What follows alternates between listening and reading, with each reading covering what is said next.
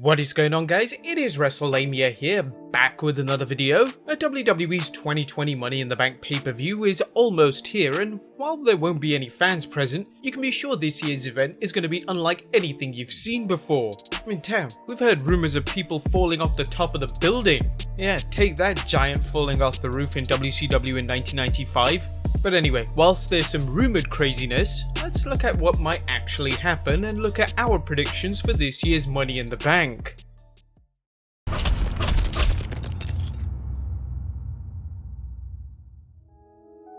Who will leave as champion? Who will leave as Mr. and Ms. Money in the Bank? Before we go into our first prediction, be sure to subscribe and hit that notification bell for daily wrestling videos. But let's waste no further time and get straight into the first match as we look at the women's Money in the Bank ladder match between Asuka, Nia Jax, Shayna Baszler, Dana Brooke, Lacey Evans and Carmella. There are four favourites going into this one, with Asuka, Nia Jax, Shayna Baszler and Lacey Evans all looking capable of winning the match. Then again, this is the same match where Carmella won 3 years ago, so anything is conceivably possible. While Carmella is still an over enough superstar, we're certain she won't be going home with the briefcase this year. While Shayna Baszler would seem to be the heavy favourite going in, they seem to be going with a different direction for the Queen of Spades. The WWE has actually worked on building Nia Jax as an odds-on favourite, with her Raw competitors Baszler and Asuka double teaming her whenever possible. Not only that, but she's been undefeated since her return. Oh, the no contest doesn't count. Now it's likely we'll see this again on Sunday as other competitors try and steal a win. With Lacey Evans claiming she booby-trapped WWE headquarters, the journey to the top should be interesting for both the men and women, with lots of surprises in store. Inevitably, Evans will put in a great performance with several spots where it looks like she's about to win. Nonetheless, look for Baszler and Jax to fight it out while Asuka fights her way to the top, securing the briefcase. Baszler is by no means out of the Raw Women's Championship picture and will likely be champion by the summer, but as for Asuka, she'll cash in the briefcase when she's ready. Unlike last year and the year before that, WWE does not need to have a cash-in on the same day. They need to build this one, maybe up until the Survivor Series or even the Royal Rumble. That would definitely make things more interesting within the women's division. But as for our final winner, we see Asuka becoming this year's Ms. Money in the Bank. Agree or disagree? Let us know in the comments down below. Next up, the men's Money in the Bank ladder match between Bryan, Rey Mysterio, Aleister Black, AJ Styles, King Corbin and Otis. This men's ladder match has some excellent competitors this year, ranging from stars who are on the cusp of breaking out in the main event, such as Aleister Black and King Corbin, and veteran main eventers who could easily stand out on top, that being Bryan, Rey Mysterio and AJ Styles. And in one of the most unlikely superstars to have a rocket strapped to his back, that being Otis, and you have a match where anyone could win. The WWE has crafted several compelling backstories for this match, with Rey Mysterio looking to grab what could be his last chance at the World Championship, and AJ Styles back from the grave and more ruthless than ever. Seriously, anyone could win this match, and it would make for an exciting story with lots and lots of potential, but the WWE is likely going to use this year's winner to help a younger star get over. After 2 years of winners unsuccessfully cashing in their briefcase, that being Baron Corbin in 2017 and Braun Strowman in 2018, as well as 2019's controversial win for Brock Lesnar, they definitely want to do things right this year, which leaves two possibilities: Aleister Black and King Corbin.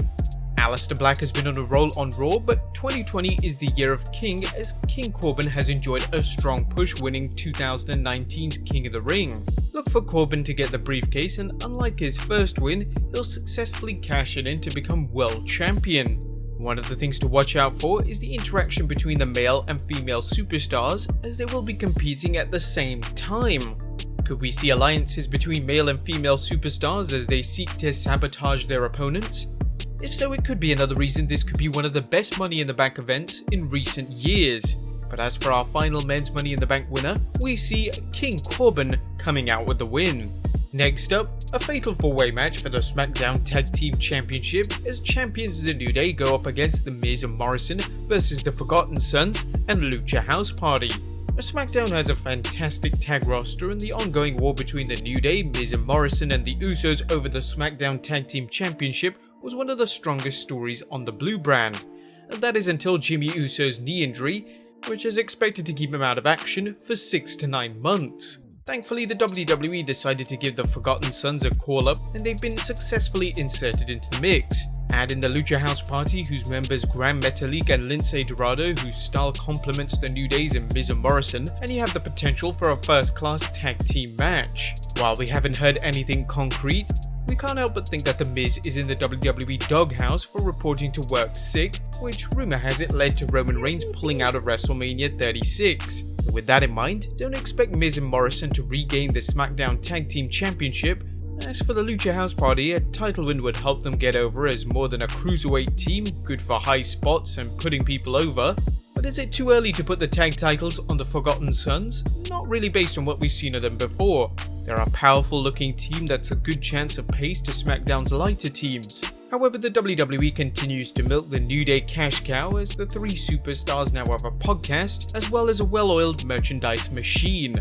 Look for Kofi Kingston and Biggie to score a hard-fought win and keep the titles around their waist for now, keeping them in the spotlight more than ever. As for the winner, we see the New Day retaining the SmackDown Tag Team Championship. Next up, the SmackDown Women's Championship match as champion Bayley takes on Tamina. This may seem like a throwaway match, but it's held for two important reasons. The first is to continue building Bayley up as a legitimate champion, with a win over the much larger and much stronger Tamina, adding to the impressive list of opponents Bayley has put away since turning heel. Although Tamina doesn't have any WWE championships on her resume other than the 24/7 championship win, she's always been presented as a tough opponent, and there's no reason to think she'll be portrayed any other way. The second reason for this match is to help accelerate the ongoing breakdown between Bayley and Sasha Banks' friendship, as the two seem headed for a confrontation in the near future. Don't be surprised if the boss tries to help Bayley during a match, only for her assistance to backfire, forcing Bayley to scramble to keep her women's championship. Bayley will emerge victorious, but her friendship with Banks will be one step closer to the brink. Knowing how the WWE likes to milk things, don't expect to see Bayley versus Banks until this year's SummerSlam, especially if the WWE is able to run the show with a paid audience. Bayley vs Banks might not be a dream match, but it's one of the hottest bouts the WWE can put on from its women's division. But our final prediction on this, Bayley retains the SmackDown Women's Championship. Next up, a Universal Championship match between champion Braun Strowman versus The Fiend. This match is a bizarre situation that's all because the WWE wanted Goldberg to be Universal Champion when he met Roman Reigns at WrestleMania. Of course, that didn't happen due to the ongoing health crisis and Roman Reigns' decision to pull out of the match. With a serious lack of viable opponents, the WWE was forced to put the belt on Braun Strowman, a good choice for the short term, but not for what the WWE had planned next. With Roman Reigns out of the picture, it looks like the WWE wants to put the Universal Championship back on The Fiend, both to give Roman Reigns something to do if and when he returns to the WWE, and because the WWE realizes The Fiend is the most over character on SmackDown right now. Regrettably for Strowman, he's going to look like a choke artist once again as he drops the Universal Championship to The Fiend not long after winning it. The same as the Monster Among Men did when he won the Intercontinental Championship, only to lose it to Sami Zayn just weeks after. There's little doubt WWE is booking its shows from day to day, we could say hour to hour, but we're being generous, and the short-term gains are all it cares about.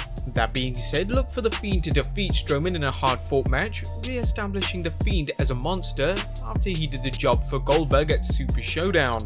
The big question is who the WWE has for The Fiend to battle next, unless the WWE decides to make it a series between him and Strowman. Our final prediction, The Fiend wins the Universal Championship. And finally, the main event, as WWE Champion Drew McIntyre takes on Seth Rollins.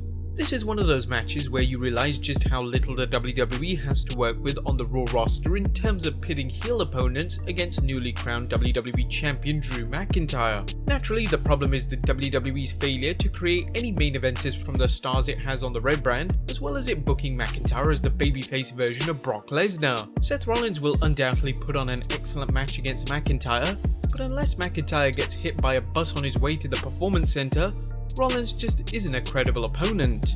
Rollins couldn't put Kevin Owens away at Mania, and while KO is no curtain jerker, he's not in the same class as McIntyre. As we pointed out in our recent Raw analysis, the WWE needs to give Rollins new disciples if for no other reason than they can run interference for him during the match, making him more of a credible opponent. Incredibly, the WWE will probably make the same mistake as it did last year when Seth Rollins defended the Universal Championship against Baron Corbin, who wasn't ready for the main event, yet putting Rollins against McIntyre in a rematch simply because they had no other viable candidates for McIntyre. Who knows, maybe the WWE will do a mixed tag match with Seth Rollins and Becky Lynch against Drew and a female superstar of his choice. At this point, anything is possible unless the WWE does another superstar shakeup and brings in some fresh blood for Raw. Can you think of any good opponents for McIntyre from the Raw roster? We'd love to see him against Randy Orton next. But as for our final prediction, we see Drew McIntyre retaining the WWE Championship. But there you have it guys, our picks for the 2020 Money in the Bank pay-per-view. What do you guys think of our predictions? Who would you like to see become Mr. and Miss Money in the Bank? Who would you like to see walk out of Money in the Bank as the WWE Champion or Universal Champion? Be sure to leave your comments down below, subscribe if you haven't already, follow us on Instagram and Twitter. A massive thank you to Sam Cortez and Joe Goody, two of Wrestlemamia's newest members. As always, I'll see you next time with some more wrestling content.